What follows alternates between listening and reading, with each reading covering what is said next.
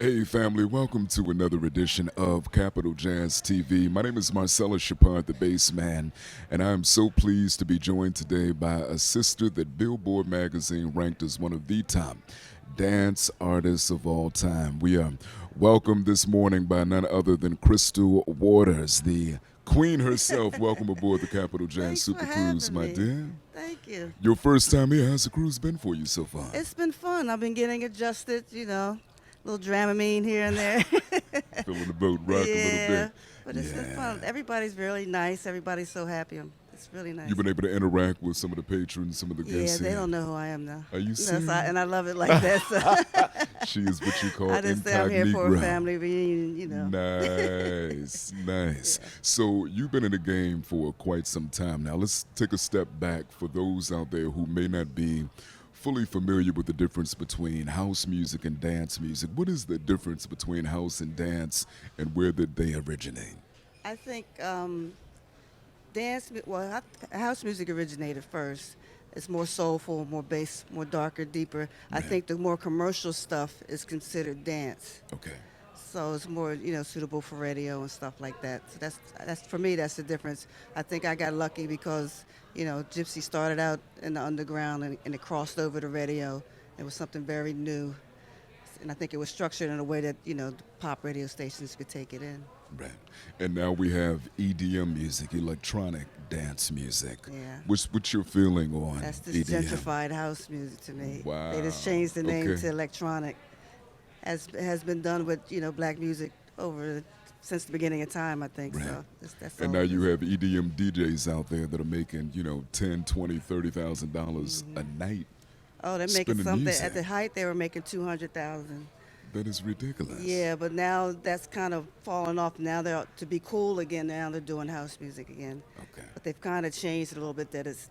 I think it's because they really don't know how to play any instruments. Right. So they just have the computers, like to do the bass lines, electronically. So that's why it's not as rich to me as, say, American house music. So no desire for you to step into that realm Of DJing? of, yeah, and I'm EDM not overall. trying to stay up at 4 o'clock in the morning. No, I did try it, but I'm so used to being on stage and acting out and performing that just to stand there and turn knobs, I can't. Gotcha. I was uneasy with it, so You rather supply the music that they use for that cause. yeah. I Yeah. like to be recognized for it because Yeah. the DJs are making the big names playing our music. Right. So Right. Now, a lot of folks out there know you as, this great vocalist with all of these hits, but, you also are a very talented writer as well. Where did that gift come from, and was there anybody that helped you hone in to your craft of songwriting? well, I consider myself a songwriter then a singer because I started out just writing songs. Okay.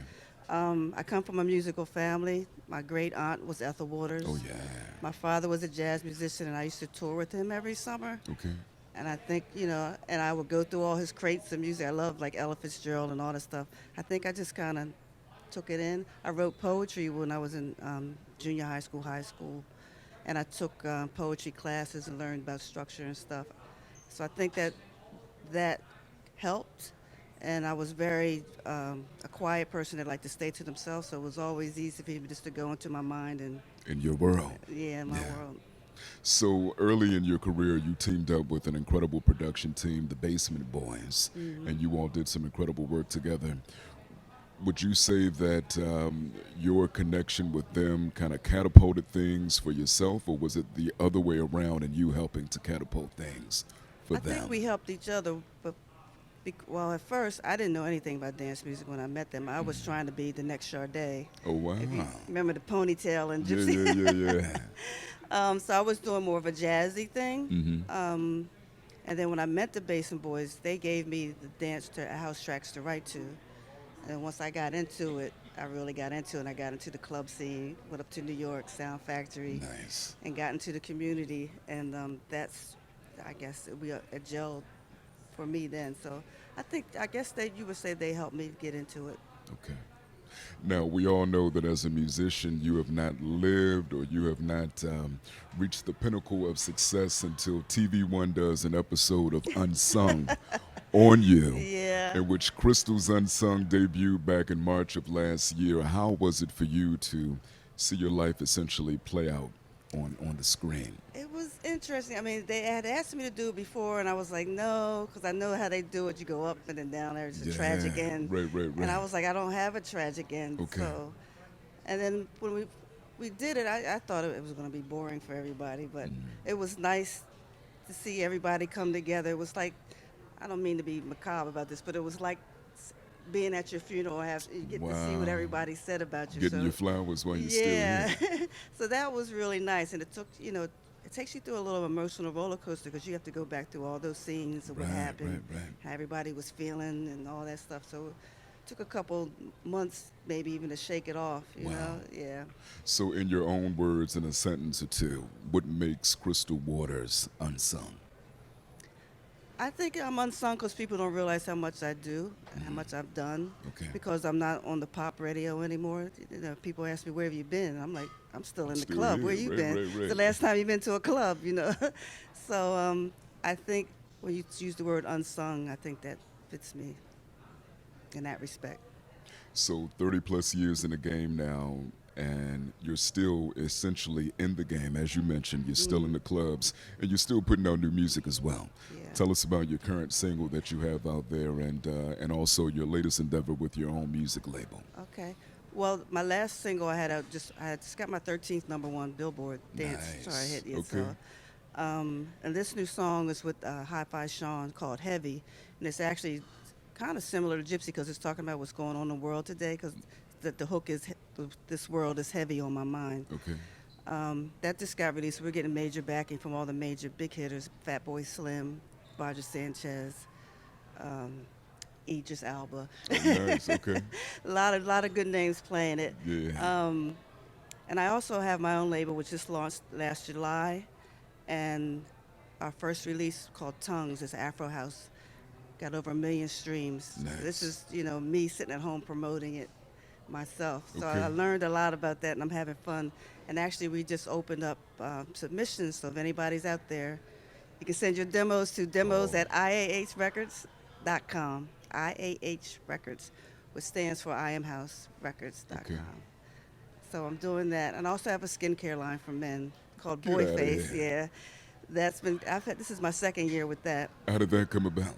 Why Well, men's and not women's? it started out with women's. I was going to do women of color, Okay. but for some reason, brainstorming, everybody said, well, you have a large male fan Right, base. right, So right. this is the thinking. Right. So I said, well, we'll start off with Boyface so I can get my feet wet. So that's basically what I'm doing. That's why, but I intend to come out with the anti-aging skincare line for Okay. women of color. And so now Yes. it's anti-aging for men. That's what I got. It's Boyface, yeah. I'll send you a Please package. do, please do. So 30 plus years performing all over the world, Mm. and you're still out there on stage today. How does it feel now performing on stage, mid 50s, as opposed to early 20s now? Because Oh, I saw this sister perform over the summer, and she still has the moves, and her dancers have even more yeah. moves, but the sister still got it. I mean, I just love it. It's just so much fun to see the people. They just want to hear the song. Yeah. So I mean, I love it. I think the different. I mean, of course, I'm moving a little slower, but I'm still We out all there. are. um, I don't know. I still love to travel. I still love to go. It still feels good. I mean, the audience gets younger and younger. I mean, I just amazed. I'm like, some of these kids aren't Gypsy's older than them. Right, So right. Gypsy's 29, 30. Wow. Yeah. So I'm still having fun. This is a sister who has infectious lyrics that grab you. The hooks, they stay in your head. La da dee, la da da. She is here aboard the Capital Jazz SuperCruise, the very lovely Crystal Waters. How can folks get in contact with you? What's your social media handle and your website?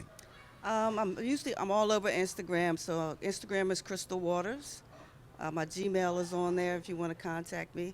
Also, IH Records is on Instagram. Facebook is Crystal Waters. Where else? I'm not on Twitter. She's on MySpace, Christian Mingle, Black I People am not. Meet. MySpace, Christian Mingle. I don't think you're But gonna if you find me see there. her aboard the cruise, don't be afraid to come over to her, say hello, shake her hand, give Buy her a her a hug. drink. Yep, buy her a drink, the drink package. Lord have Lord. mercy.